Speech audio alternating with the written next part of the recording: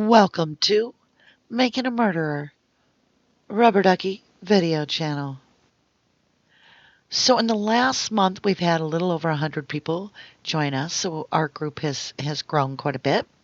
And we have a simple question being asked: where do I find part 1? So just hit my icon, go to the video tab, and scroll all the way to the bottom, and that will be the older videos, so you'll be able to see part 1, and then the newer ones are at the top. So I hope that helps. And welcome to the RD channel.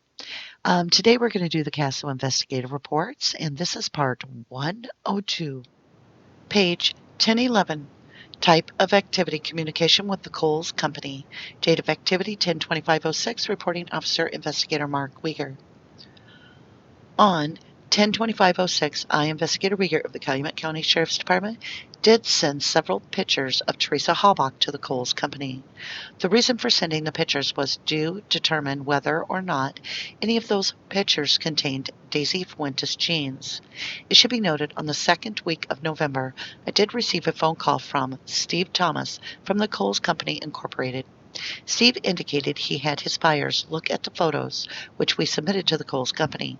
Steve states none of the jeans in the photos appear to be Dassey Fuentes jeans. Investigation continues. Investigator Mark Weger, Calumet County Sheriff's Department.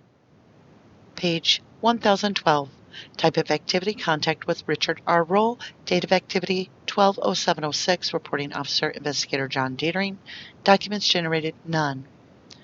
On Thursday, 12/07/06 at approximately 8:40 hours, I, Dietering, did contact the following individual regarding this matter: Richard R. Roll, date of birth 06/12/63, 4924 County Highway CR, Manitowoc, Wisconsin 54220, telephone number 920-758-2196. I had attempted to contact Roll regarding this matter on 12/06/06 and had left a message for him to call me. The reason for my contact with Roll was that in reviewing Steven Avery's cellular telephone records, the records showed that Steven Avery had placed a phone call to Richard Roll on 10/31/05 at 12:17 p.m. The phone call was 40 seconds in duration. Roll had no independent knowledge of this phone call. He stated he became acquainted with Steven Avery after Steven had left a note at his door asking if Roll wanted to sell a dump truck that Roll possessed.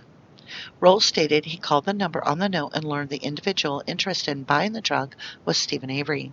He stated he had contacted Steven Avery for a prison counsel in regard to some operating while intoxicated charges that Roll is currently facing. Roll indicated he believed that they all go into law when they go into jail. Roll indicated Steven and his girlfriend came over and actually reviewed the court documents with Roll concerning the OWI arrest. Page 1013. Roll indicated Steven Avery had also been over to his residence to possibly purchase a red Plymouth Laser, which Roll had for sale. According to Roll, Avery ultimately did purchase the red Laser, and Steven Avery and his girlfriend came to pick the vehicle up with the Avery Auto Salvage flatbed. Roll stated he and Avery had small talk about the Avery's auto salvage vehicle. Roll indicated he did not have any independent recollection of the dates these contacts occurred. Roll indicated he believed the contacts took place either in fall or in spring. Roll once again indicated he had no idea as to why Steven would have attempted contact with him on 10/31/05. He stated the only things Steven and he ever discussed were the pending court case that Roll has and small talk about the vehicle Avery purchased from Roll, as well as the Avery's auto salvage flatbed. Roll indicated he and Steven Avery first had contact regarding Roll's pending court case right after Steven Avery had been released from prison. Roll estimated contacts first started 4 to 5 months after Steven Avery was released from prison. Roll indicated Steven Avery had visited Roll's residence a grand total of 4 times, with one of the times being that Roll had no contact with Avery and Avery had left a note on his door. Investigation continues. Investigator John Dietering, Calumet County Sheriff's Department. Page 1014. Type of activity, photographing of items. Date of activity 12/07/06. Reporting officer Deputy Jeremy Hawkins. On 12:07:06 at approximately 12:45 a.m., I, Deputy Jeremy Hawkins of the Calumet County Sheriff's Department, photographed the following items. At approximately 12:47 a.m., I opened property tag number 9576, a Wild Cherry Pepsi can. I photographed the Wild Cherry Pepsi can by itself. Then I photographed the Wild Cherry Pepsi can with the property tag and also the State Crime Lab tag. After the Wild Cherry Pepsi can was finished being photographed, I repackaged the Wild Cherry Pepsi can. I switched gloves and approximately 12:55 a.m. I opened property tag number 9578, a lug wrench. The lug wrench was photographed. I photographed the lug wrench with the State Crime Lab tag and also the property tag. The lug wrench was repackaged by myself. At approximately 1:01 a.m., I changed gloves and opened property tag number 9583, an empty bottle of Aquafina water. The Aquafina water was photographed. I photographed the Aquafina water bottle with the State Crime Lab tag and property tag. The empty bottle was then repackaged. At approximately 1:05 a.m., I changed gloves and opened property tag number 9581, an Aquafina bottle. The Aquafina bottle was photographed. I photographed the Aquafina bottle with the State Crime Lab tag and property tag showing. The Aquafina bottle was then repackaged. A glove change occurred, and approximately 1:09 a.m., I opened property tag number 9579, a crunchy granola bar wrapper. The wrapper was photographed. I also photographed the granola bar wrapper with the State Crime Lab tag and property tag showing. The granola bar wrapper was repackaged. At approximately 1:14 a.m., a change of gloves occurred and property tag number 9584 Aquafina water bottle was opened. The Aquafina water bottle was photographed. I also photographed the Aquafina water bottle with property tag and State Crime Lab tag showing. The Aquafina water bottle was repackaged. A glove change occurred at approximately 1:20 a.m. Property tag number 9577. The driver's seat blinker was taken out of the package. The driver's side blinker was photographed. I also photographed the driver's side blinker with the property tag and State Crime Lab tag showing. The driver's side blinker was then repackaged. Page 1015. A glove change occurred at approximately 1:28 a.m. Property tag number 9582. A CD carrying case containing CDs was opened. The CD carrying case was photographed. I also photographed the CD carrying case with property tag and State Crime Lab tag showing. The CD case was then repackaged. A glove change occurred at approximately 1:34 a.m. Property tag number 9225. A box from a Palm 1 Zyre 31 was taken out of its bag. The Palm 1 Zyre 31 box was photographed. I also photographed the Palm 1 Zyre 31 box with the property tag. The box was then repackaged. A glove change occurred at approximately 1:40 a.m.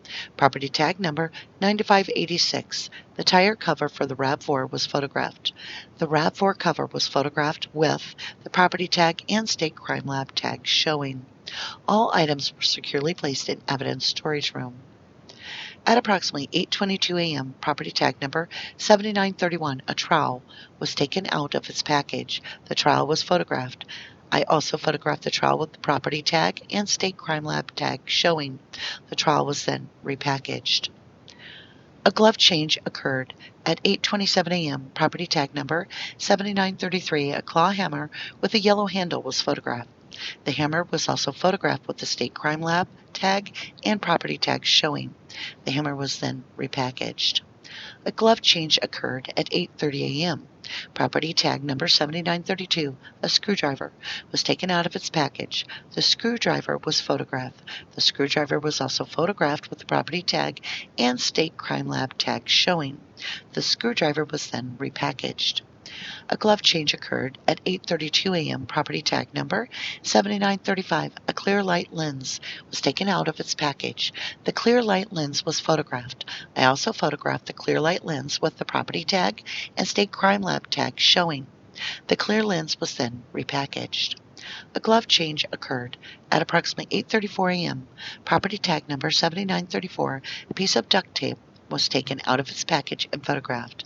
I also photographed the piece of duct tape with the property tag and State Crime Lab tag showing. The piece of duct tape was then repackaged.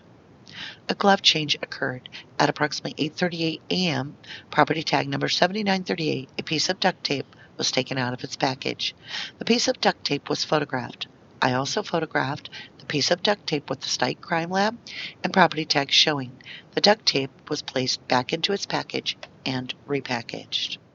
Page 1016. Glove change occurred at approximately 8:44 a.m. Property tag number 7941. A soil sample, can number 3, was photographed. The soil sample was then opened and the contents of the soil sample were photographed. Another photograph of soil sample can number 3 was taken with the property tag showing. The soil sample was then repackaged. A glove change occurred at approximately 8:49 a.m. Property tag number 7939. Soil sample can number 1 was photographed. It was then opened and the contents of the soil can were photographed. Another photo of the contents showing the property tag was also taken. The soil sample can was then repackaged. A glove change occurred at approximately 8:52 a.m. Property tag number 7940, soil sample can number 2 was photographed. The soil sample can was then opened and contents of the can were photographed. A photograph of the contents with the property tag number was also taken. The soil can was then repackaged. All items were placed back into secure storage. A glove change occurred. At approximately 9:02 a.m., property tag number 7930, a rake, was photographed. The rake was then opened and the rake was photographed without the property tag. The rake was then photographed with the property tag and the state crime lab tag showing. The rake was then repackaged. A glove change occurred. At approximately 9:08 a.m., property tag number 7929, a shovel, was opened. A photograph of the shovel was taken. Photographs of the shovel with the property tag and also state crime lab tag showing was taken. The shovel was then repackaged. All items were placed back into secure storage. Deputy Jeremy Hawkins, Calumet County Sheriff's Department. Page 1017. Type of activity, assisting State Trooper Tim Austin with evidence photos. Date of activity 12/07/06, reporting officer Deputy Jeremy Hawkins. On 12/07/06 at approximately 3:15 a.m., State Trooper Tim Austin arrived at the Calumet County Sheriff's Department to photograph some items dealing with case number 05-0157-955. The first item Trooper Austin photographed was property tag number 8080, a wooden nightstand. I remained with the nightstand while the item was being photographed and measured. After the wooden nightstand was photographed and measured, it was placed back into secure storage. The next item Trooper Austin photographed was property tag number 8347, a brown gun rack. The gun rack was opened. Again, I remained with the gun rack while Trooper Austin photographed and measured the gun rack. The gun rack was then repackaged and placed back into secure storage. Property tag number 8361, a headboard, was taken out of its package. The headboard was photographed and measured by Trooper Austin. I remained with the headboard while Trooper Austin was photographing and measuring the headboard. The headboard was then repackaged and placed into secure storage. Property tag number 8362, a footboard, was taken out of secure storage and opened by myself. The footboard was then photographed by Trooper Austin and also measured. I remained with the footboard while Trooper Austin photographed and measured the footboard. The footboard was then repackaged and placed back into secure storage by myself. Property tag number 8344, a mattress, was opened slightly so Trooper Austin could photograph the surface of the mattress. I remained with the mattress while Trooper Austin photographed the mattress. The mattress was then placed into secure storage. Prior to each item being opened, a glove change would occur. Deputy Jeremy Hawkins, Calumet County Sheriff's Department. Page 1018. Type of activity, confidential report of laboratory finding. Date of activity 12/07/06, reporting officer investigator Mark Weger. On 12/07/06, I, Investigator Weger of the Calumet County Sheriff's Department, received a confidential report of laboratory findings from the Wisconsin State Crime Laboratory. The report indicates the following items were submitted to Trace Evidence Unit for examination and analysis. Item KQ, charred cranial bones. Item KR, charred cranial bones. Item KQ was examined. A semicircular hole with beveled edges was observed along the edge of the charred bone. Elemental analysis was performed on the edges of the hole, beveled surfaces, and other areas of the charred bone. Lead metal was detected on 6 different areas in and around the edges of the semicircular hole in item KQ. Item KR was examined and analyzed elementally. No lead metal was detected on item KR. Investigation continues. Investigator Mark Wiegert, Calumet County Sheriff's Department. Page 1019. Type of activity: review of materials at the Manitowoc County Clerk Office. Date of activity: 12/08/06. Reporting Officer Investigator Mark Wiegert. On 12/08/06, Investigator Wiegert of the Calumet County Sheriff's Department, along with DCI Special Agent Fassbender, went to the Manitowoc County Clerk's office to review the Avery case file. Upon arrival, we spoke with Janet Bonin from the clerk's office. Janet took us into a separate office where she showed us 2 boxes containing the Avery case file. Janet further stated the reported blood sample, which was in that case file, was now locked into a safe at the clerk's office per Judge Willis' orders.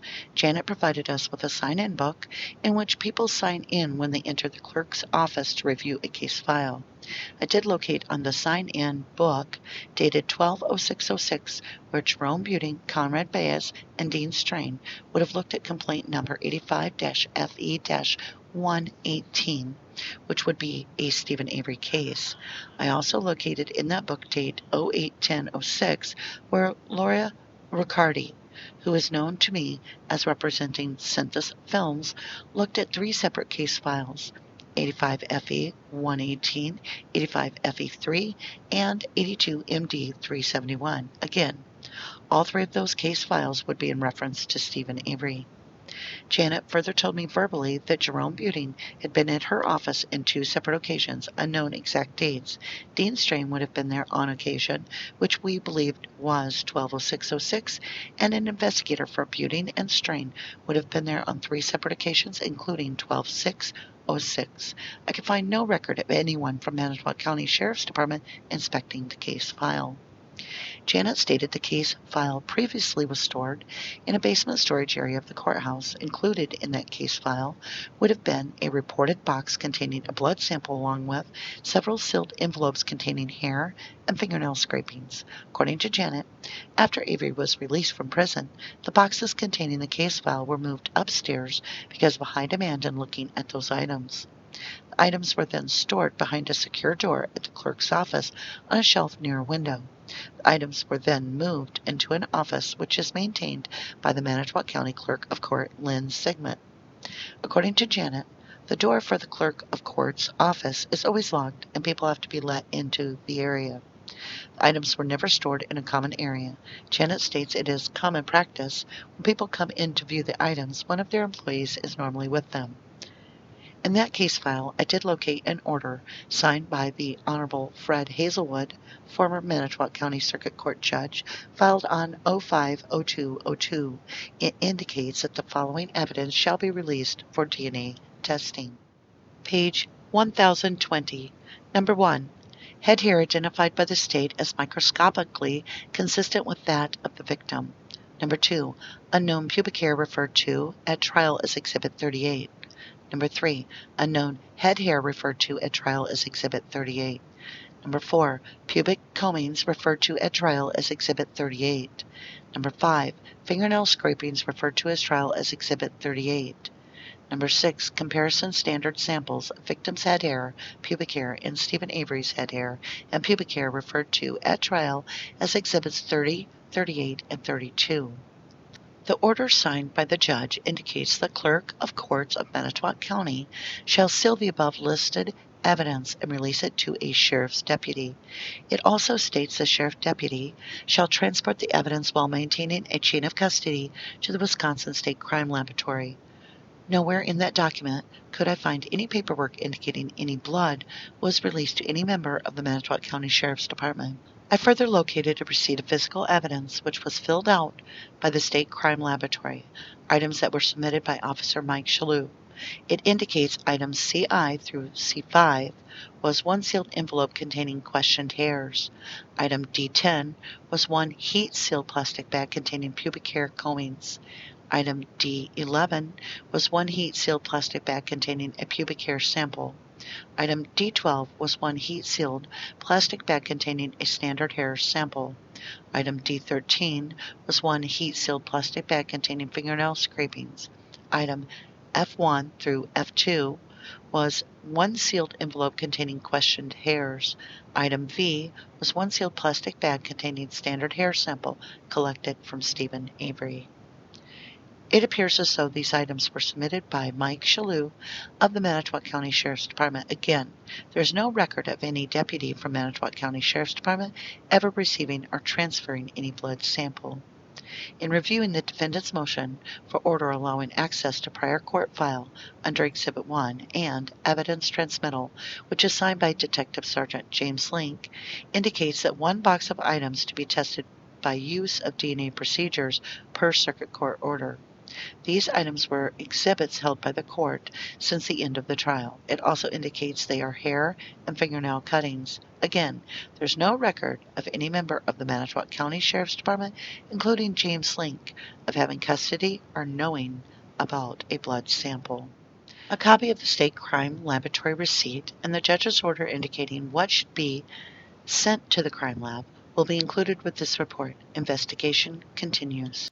All right, you guys, let's go ahead and start a review on 1011. And this is Wiegert, and he's talking to Cole's department store about the jeans that Teresa's been photographed in. And he sent them the pictures, and they say none of those jeans are Dassey Fuentes. Then we're on page 1012, and it's about this guy named Richard Roll. And apparently Stevens had contact with him, or at least made a phone call, on the 31st at 12:17 p.m., and the phone call was about 40 seconds in duration. Boy, Stevens really busy on this phone call and all the other phone calls the entire time. There really isn't anything here to report on Roll. He talks about asking Steven a couple questions 4 or 5 months ago and so forth. And then they photograph a ton of items, nothing that we see pictures of, until this is the one that gets me, though. This is the one I always get stuck on. So page 1015, we have a glove exchanged, and then at 8:32 a.m., property tag 7935, a clear light lens was taken out of its package. Now, what I want to ask you is, did this light get checked against the lights that are broken on Teresa's vehicle? It just says a clear light lens. Doesn't tell us what color it is. It could be a red lens, an orange lens. We don't know. It could be just absolutely of no color. But we have broken light on Teresa's vehicle. Was it matched up? Was it even tested to see if it's a piece of that puzzle? If it was, and they found out the answer, why didn't they share that? Now, on page 1018, this is huge to me. And I think it was Dr. Silkman that pulled this up. And he was making mention how, yes, they found lead inside the little pieces of the cranial bone. And here it talks about it, 6 different areas. But as he stated, why in the world would they not have tested this metal to see if it was the same matching metal of the bullet that supposedly got used? That's something I would do. I would ask for. I would ask for that. If I was on the defense side, I would absolutely ask that right there. I want that piece of evidence right now. But, oh wait, we can't. Oh, let me think why. Because it was suspected human, right? Or human, however they want to put it. So they gave that to the Hawbox. But then again, maybe they didn't. Maybe they gave them animal bones. We don't know, because the state is flip-flopping back and forth as to what evidence that was used to put a man behind bars and a young disabled child behind bars with disadvantages. That was used to incriminate them and lock them up. But now the state doesn't know, you know.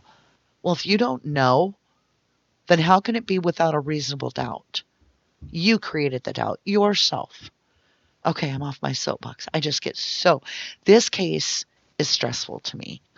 I try not to get wound up too much, But hey, there's times I get frustrated. And for those of you though that don't know what's going on, I do have some real-time stuff that I will do my best to keep these CASOs flowing for you, but there is a lot going on right now. So let's go to move off of that. Let's go to the next frustrating piece. This is page 1019. It's in December of 2006, and it talks about. Okay, first of all, hats off to Laura. I adore you. I'm just saying, hats off to you. You have been amazing, and you of all people, and Maura, deserve so much credit for what you have done for the wrongfully convicted on this planet. For real. And so she signs a book. She's Uyghur's looking at the books to see who signs in and out of this secure location of evidence of Steven's 1985 case and so forth that's being still stored at Manitowoc County Sheriff's Department. And they can look at the book, and of course, Laura did her work. She signed in and out, no problem. Dean and Jerome came in, no problem. Mr. Beauty and Strain, they checked stuff out. The problem is with the clerk herself. Because what she says is that they say she verbally told them and did not know the exact dates, that the dates are unknown. She believed it was around 12/06/06. Okay, so nobody documented. The books are not being kept. So then what is the point, Mr. Wiegert, when you say I could find no record of any Manitowoc County Sheriff's Department inspecting the case when records aren't being kept? That doesn't fly. Buck stops there. What does it matter if the records don't reflect anything? Because it's not being kept. It implies right here, according to Janet, after Avery was released from prison, the boxes containing the case files were then moved upstairs. And guess what? The items were then stored behind secure storage. So prior to that, it was just somewhere in the basement. Who was keeping records then? We go on to 1020. And surprise, there's no documentation that shows that Manitowoc County took out any blood. So, no documentation. Are you trying to imply that if you don't have documentation, it didn't happen then, Mr. Mark? Mr. Mark Uyghur? Because if that's true, show me true documentation that Brendan did anything. Because there's no case. So, oh, look here. James Link didn't sign anything. And guess what? Link didn't know anything about the blood. So we should trust that, right? Or question everything they're saying here and say, you know what? You guys know doggone well, and so does everybody else, that you guys are full of crap. And this case is starting to get to me. I'm sorry, you guys. It is. The more I read this stuff, the more my heart breaks. And I look at it and go, oh, so now you're flaunting in our face that you're getting away with this shit. Sorry for swearing. I'm this, this case just, it's cost me so much in life because I get moody. I get stressed out. I have real time. A lot of times real time does not care for the interference of the case, but they deal with it. They accept it. But it gets frustrating when the online part doesn't want to deal with the fact that I have real time. So I really appreciate that you guys understand that if I can't get the CASO out that day, that you guys give me that break. I appreciate it. I'm doing everything I can. I do have a lot going on right now, real time. School is starting and other things of that nature. And there are some family things going on, of course. And so I'm doing my best to get this out for you guys, and I'll continue to do my best. So hopefully I don't get too frustrated and rip my computer in half or something. I don't know if I could do that, but I just get tired of the bull stuff. So I want to thank you guys for putting up with me and for staying with the channel. And thank you so much, and I hope you have a lovely evening. So thank you very much for joining me for that. And that was part 102. And the week is going pretty smooth here with us learning a lot more about how this investigation took place. But the one thing we learned, every day we learn, the more we research is, if you didn't do the crime, you shouldn't do the time. Thank you, and I hope you have a wonderful evening.